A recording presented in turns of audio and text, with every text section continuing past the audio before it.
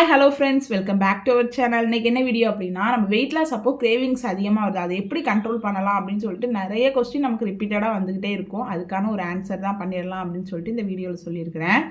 Cravings வந்து weight loss அப்போ அதிகமாக வருது அப்படின்னா நீங்கள் ஹெல்த்தியான ஃபுட்டு எடுத்துக்கலன்னு தான் ஃபஸ்ட்டு அர்த்தம். உங்களோட ஒவ்வொரு சாப்பாட்லையுமே வந்து நீங்கள் ஃபைபரும் ப்ரோட்டீனும் அதிகமாக இருக்கிற மாதிரி எடுத்துக்கோங்க, கார்ப்ஸு கம்மியாக இருக்க மாதிரி எடுத்துக்கோங்க.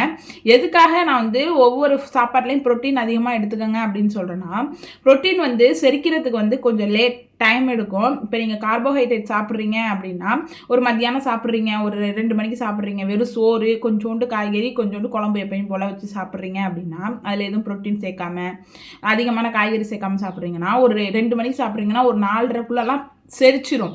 கார்போஹைட்ரேட் சீக்கிரம் செரிச்சிரும். பட் அதுவே ப்ரோட்டீன் வந்து நீங்கள் கொஞ்சம் அதிகமாக ஒரு முட்டை, சிக்கனு, அப்புறம் பன்னீர் அந்த மாதிரி நீங்கள் அதிகமாக எடுத்துக்கிறீங்க அப்படின்னா, முட்டை, பன்னீர், சிக்கன், நான்வெஜ்ஜு, இப்போ ப்ரோட்டீன் சம்மந்தமான ஃபுட்டு எல்லாமே செரிக்கிறதுக்கு 4 மணிலேருந்து 4:30 மணி நேரம் ஆகும். நமக்கு செரிச்சா தானே நமக்கு அடுத்த பசி ஆரம்பிக்கும். பசிக்க ஆரம்பித்தா தான் நமக்கு அதை சாப்பிடணும், இதை சாப்பிடணும்னு நமக்கு தோணும். அதனால தான் வெயிட் லாஸ் அப்போ ஃபஸ்ட்டு காரணம் ப்ரோட்டீன் எடுத்துக்கோங்க அப்படிங்கிறது.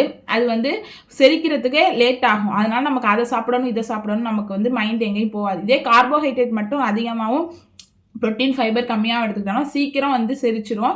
நமக்கு அதுக்கப்புறம் ஒரு 4-4:30 மணி சாயந்தரம் அப்படிங்கிறப்ப ஏதாவது ஒரு ஸ்நாக்ஸ் தேடணும், அதை சாப்பிடணும்னு தோணும், இதை சாப்பிடணும்னு தோணும். அதுக்கப்புறம் போய் ஸ்விக்கியில் ஆர்டர் போட்டு சாப்பிடுவோம், சொமேட்டோவில் ஆர்டர் போட்டு சாப்பிடுவோம் அப்படின்னு சொல்லிட்டு டக்குன்னு வந்து அந்த நம்ம அது சாப்பிடணும்னு தோன்ற அந்த ஒரு நிமிஷத்தில் நம்ம என்ன தான் வெயிட் லாஸில் இருக்கோம்னு நினச்சாலும் நம்ம மைண்ட் இல்லை அதை சாப்பிடணும்னு சொல்லிட்டு சாப்பிட்டு வந்துடுவோம். சாப்பிட்டு வந்ததுக்கப்புறம் தான் நமக்கு வந்து கில்ட்டாக இருக்கும். ஐயோ, ஒரு 10 நிமிஷம் நம்ம வந்து கொஞ்சம் கண்ட்ரோல் பண்ணியிருந்தோம்னா சாப்பிடாம இருந்திருக்கலாமே அப்படின்னு கண்டிப்பாக தோணும். ஏன்னா நான்லாம் இதை வந்து ஃபேஸ் பண்ணியிருக்கேன். அதுக்கப்புறம் தான் என்னோட கிரேவிங்ஸை கண்ட்ரோல் பண்ணுறதுக்கு என்ன பண்ணணும்னு நான் நிறைய சர்ச் பண்ணப்போ தான் இது ஒவ்வொரு ஃபுட்டுலையும் நீங்கள் வெயிட் லாஸில் இருக்கீங்க, வெயிட் லாஸில் இல்லை, டயட்டில் இருக்கீங்க, அதெல்லாம் மேட்டரே இல்லை. ஒவ்வொரு ஃபுட்டுலையுமே வந்து நீங்கள் ப்ரோட்டீன் வந்து அதிகமாக எடுத்துக்கோங்க, ஃபைபர் அதிகமாக எடுத்துக்கிட்டீங்க அப்படின்னா நமக்கு கிரேவிங்ஸ் வந்து கண்ட்ரோல் ஆகுறது நல்லாவே தெரியுது. நிறைய பேருக்கு வந்து ஸ்வீட் கிரேவிங்ஸ் தான் வெயிட் லாஸில் இருக்கிறப்ப ஸ்வீட் கிரேவிங்ஸை வந்து எனக்கு வந்து அதிகமாக வருது அப்படிங்கிறாங்க.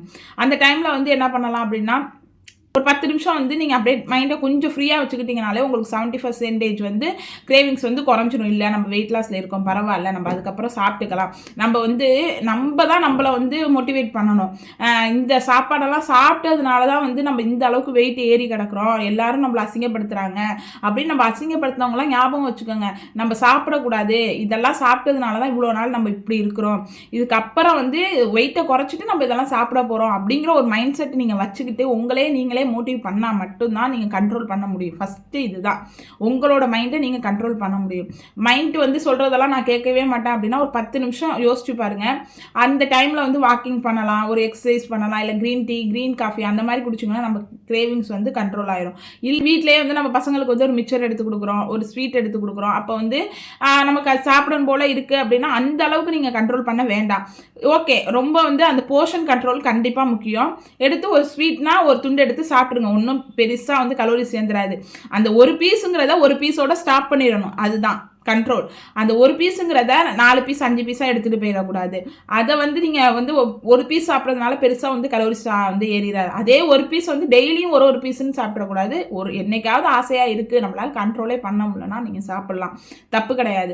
நிறைய பேர் வந்து இப்போ கிரேவிங்ஸ் அப்படிங்கிறத வந்து எப்படி பிரிச்சுட்டாங்க அப்படின்னா, ஒரு ஸ்ட்ரெஸ்ஸாக இருக்காங்க அப்படின்னா உடனே வந்து ஏதாவது சாப்பிட்டா மைண்டு ஃப்ரீ ஆயிரும். அதுக்கப்புறம் வந்து ஆஃபீஸில் அதை இதை சொல்லிட்டாங்க, மேனேஜர் பேசுகிறாரு, அதனால நல்லா போய் சாப்பிட்டு போகிறேன், சாப்பிட்டா அதான் எனக்கு நிம்மதி அப்படின்னு நினைப்பாங்க.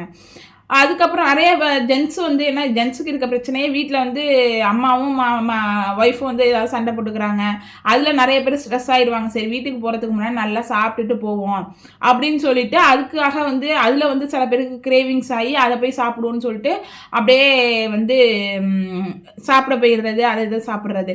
நீங்கள் கொஞ்சம் யோசிச்சு பாருங்கள். இப்போ வந்து நீங்கள் ஒரு ஸ்ட்ரெஸ்ஸாக இருக்கீங்க அப்படின்ட்டு ஓகே சாப்பிட்றீங்க, ஒரு 1/2 அன் ஹவர் சாப்பிட்றீங்க, அந்த சாப்பிட்ற வரையும் தான் நமக்கு அந்த ஸ்ட்ரெஸ் இருக்கா. சாப்பிட்டுட்டு வந்ததுக்கு அப்புறம் எல்லா பிரச்சனையும் இருக்க தான் செய்யும். மேனேஜர் நேற்று திட்டினவர் மறுநாள் நாளைக்கு அந்த வேலையை பார்க்கணும்னா மறுபடியும் திட்ட தான் செய்வார்.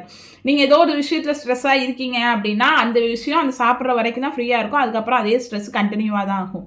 நெக்ஸ்ட் வந்து உங்கள் ஒய்ஃபோ வீட்டில் வந்து சண்டை போட்டுக்கிறாங்க அப்படின்னா நீங்கள் சாப்பிட்ற வரைக்கும் தான் வந்து அந்த ஸ்ட்ரெஸ் இல்லாமல் இருக்கும். வீட்டுக்கு போனால் அதே பிரச்சனை மறுபடியும் கண்டினியூ தான் ஆகும். அந்த ஒரு பர்டிகுலர் டைம் நீங்கள் சாப்பிட்ற அந்த பர்டிகுலர் டைம் தான் நீங்கள் ஃப்ரீயாக இருக்கலாமே தவிர அது மறுபடியும் கண்டினியூ தான் ஆகும். அதை வந்து இதெல்லாம் யோசிச்சு பாருங்கள். அந்த 10 நிமிஷத்தில் வந்து நம்ம வந்து இந்த மாதிரிலாம் சாப்பிட்றோம், நம்ம கிரேவிங்ஸாக இருக்குன்னு ஓகே, நம்ம இந்த மாதிரிலாம் பண்ணுறதுனால வந்து நமக்கு வந்து போக போதா, இல்லை அப்புறம் எதுக்கு அதை வேஸ்ட்டாக சாப்பிடணும் அப்படின்னு சொல்லிட்டு கொஞ்சம் மைண்டை டைவர்ட் பண்ணி ஹெல்தி ஃபுட்ஸ்னு நிறையா இருக்குது.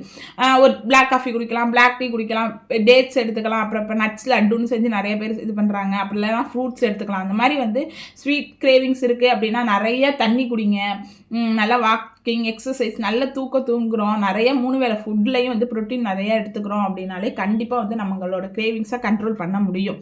ஸோ இதுதான் எப்படி எல்லாத்துக்குமே காரணம் நம்மளோட மைண்டு மட்டும்தான். ஸோ வந்து கிரேவிங்ஸ் அப்படிங்கிறது கண்ட்ரோல் பண்ண முடியாமலாம் இல்லை. நானுமே வந்து ஏதாவது ஒன்று ஸ்ட்ரெஸ்ஸாக இருக்குது, தம்பியெல்லாம் வந்து பார்த்துக்கிறப்ப தனியாக பார்த்துப்பேன். 1 வயசுலேருந்து நான் தனியாக தான் பார்த்துக்கிறேன். அப்போல்லாம் எனக்கு ரொம்ப ஸ்ட்ரெஸ்ஸாக இருக்கும். ஹஸ்பண்ட் அழைச்சிட்டு போய் ஏதாவது ஒன்று போய் சாப்பிட்டுட்டு வந்துடணும் அப்படின்னு சொல்லிட்டு நான் போய் போவேன். ஹஸ்பண்ட் அழைச்சிட்டு போவாங்க, சாப்பிடுவோம். மறுபடியும் வந்தோடனே நான் தான் அவனை பார்த்துக்கணும், மறுநாள் நான் தான் அதை பார்த்துக்கணும். டெய்லி நான் அந்த மாதிரி போய் சாப்பிட முடியுமா? டெய்லி போய் கடையில் வாங்கி சாப்பிட்றதுக்கு நம்மள்ட்ட பைசா எங்கே இருக்குது சொல்லுங்கள் பார்ப்போம். அதனால் வந்து அந்த பர்டிகுலர் டைமுக்காக வந்து நம்ம வந்து காசு வேஸ்ட் பண்ண முடியாது, நம்ம உடம்பும் போயிடும். ஸோ அதெல்லாம் வந்து அப்புறம் தான் நானே ரியலைஸ் பண்ணேன், இதெல்லாம் வந்து நிரந்தர தீர்வு கிடையாது. அந்த நேரத்தில் நம்ம கிரேவிங்ஸால் இது பண்ணுறோம், இதனால் நம்ம உடம்பு தான் கெடுது அப்படிங்கிறத ரியலைஸ் பண்ணேன். அதுக்கப்புறம் ஒவ்வொரு ஃபுட்லையும் ப்ரோட்டீன், ஃபைபர் அதிகமாக எடுத்துக்கிட்டேன். நல்லா வந்து ஒரு நாளைக்கு 8 மணி நேரம் தூங்குங்க, நல்லா வாக் பண்ணுங்க. யாருக்கு தான் ஸ்ட்ரெஸ் இல்லை, யாருக்கு தான் கவலை இல்லை, எல்லாருக்குமே உலகத்தில் மனுஷராக பிறந்த எல்லாருக்குமே ஒரு கவலை, ஸ்ட்ரெஸ்ஸு, கஷ்டங்கள், பண கஷ்டம் எல்லாமே இருக்க தான் செய்யுது. யாருக்குமே எதுவுமே இல்லாமல் கடவுள் வந்து யாரையுமே இது பண்ண மாட்டார். அதுலேருந்து நம்ம வந்து எப்படி ஆகி வரணும். இன்றைக்கி இப்படி இருக்குன்னா கண்டிப்பாக நாளைக்கு மாறும். எப்பயுமே நான் நினைக்கிறது, எனக்கு இன்றைக்கி ஒரு நாள் கஷ்டமாக இருக்குது அப்படின்னா கண்டிப்பாக நாளைக்கு வந்து அது கொஞ்சம் சரியாகும். இன்னைக்கு இப்படி இருக்குதுங்கிறது நாளைக்கு கொஞ்சம் சரியாகும். என்னோட ஹெல்த் இஷ்யூவோ, என் ஹஸ்பண்ட் உடம்பு சரியில்லை, எங்களுக்கு உடம்பு சரியில்லை அப்படின்னாலுமே ரொம்ப கஷ்டமாக இருக்கும். ஏன்டா நமக்கு இப்படி கடவுள் வந்து நம்ம எல்லாமே நல்லா பண்ணுறோம், ஏன் இப்படி உடம்பு சரியில்லாமல் போகுதுன்னு நினைப்பேன். ஓகே, இன்னைக்கு இப்படி இருக்குது, மனசு கஷ்டமாக இருக்குது, நாளைக்கு கொஞ்சம் ஃப்ரீ ஆயிடுவோம் அப்படின்னு நான் நினைப்பேன். அதே மாதிரி எனக்கு வந்து நானும் வந்து எனக்கு மறுநாள் வந்து நான் அப்புறம் யோசிச்சு பார்ப்பேன், அன்றைக்கி நம்ம கஷ்டமாக இருந்தோம், மறுநாள் கொஞ்சம் சந்தோஷமாக இருக்கிறோம் அப்படின்னு. அதனால வந்து எனக்கு கஷ்டம் வந்தாலுமே நான் வந்து இதை தான் நினைப்பேன், ஓகே இன்றைக்கி நம்ம கஷ்டமாக இருக்குது, நாளைக்கு வந்து அது சரியாகும். அந்த மாதிரி நம்மளே நம்ம மனசை வந்து நம்ம தான் அந்த கிரேவிங்ஸ் அப்படிங்கிற இதுலேருந்து கொண்டுக்கிட்டு மீட்டு எடுத்துக்கிட்டு வரணும். நம்ம மைண்டை வந்து ஃப்ரெஷ்ஷாக வச்சுருந்தோம் அப்படின்னா கண்டிப்பாக இதெல்லாம் வந்து பெரிய விஷயமே இல்லை, அடி தூள்னு தூக்கி எரிஞ்சிடலாம். ஸோ வந்து என்ன அப்படின்னா இதுதான், நம்ம மைண்ட் வந்து ஃப்ரீயாக இருக்கணும். நல்லா தூங்குங்க, நிறையா 3 லிட்டர் தண்ணி குடிங்க, நல்ல ஹெல்தி ஃபுட்டாக எடுத்துக்கோங்க, ப்ரோட்டீன் நிறையா இருக்க மாதிரி எடுத்துக்கோங்க ஒவ்வொரு வேளை சாப்பாட்லையும். இதெல்லாமே எடுத்துக்கிட்டிங்க அப்படின்னா கண்டிப்பாக கிரேவிங்ஸை வந்து கண்ட்ரோல் பண்ண முடியும். அப்படி கிரேவிங்ஸ் கண்ட்ரோலே பண்ண முடியல அப்படின்னா கண்டிப்பாக எடுத்து சாப்பிடுங்க, ஒன்றும் பிரச்சனை கிடையாது. டெய்லியும் அதை கண்டினியூ பண்ணாதீங்க. போர்ஷன் கண்ட்ரோல் கண்டிப்பாக கம்மியாக சாப்பிடுங்க, அவ்வளோதான். அப்படி ஒன்றும் நம்ம வந்து மகான்கள் கிடையாது, இங்கே எதையுமே சாப்பிடக்கூடாது, இப்படி தான் இருக்கணும் அப்படின்ட்டு. ஒரு நாள் எடுத்துக்கலாம், அதை கண்டினியூ பண்ணாதீங்க. அது மாதிரி போர்ஷன் கண்ட்ரோல் கம்மியாக சாப்பிடுங்க, அவ்வளோதான். ஓகே ஃப்ரெண்ட்ஸ், இந்த வீடியோ உங்களுக்கு யூஸ்ஃபுல்லாக இருக்கும்னு நினைக்கிறேன். முடிஞ்ச அளவுக்கு நான் வந்து எல்லாமே சொல்லிட்டேன் இந்த வீடியோவில். இந்த வீடியோ யூஸ்ஃபுல்லாக இருந்ததுன்னா லைக் பண்ணுங்கள், ஷேர் பண்ணுங்கள், சப்ஸ்கிரைப் பண்ணுங்கள். தேங்க்யூ ஃபார் வாட்சிங். பாய்.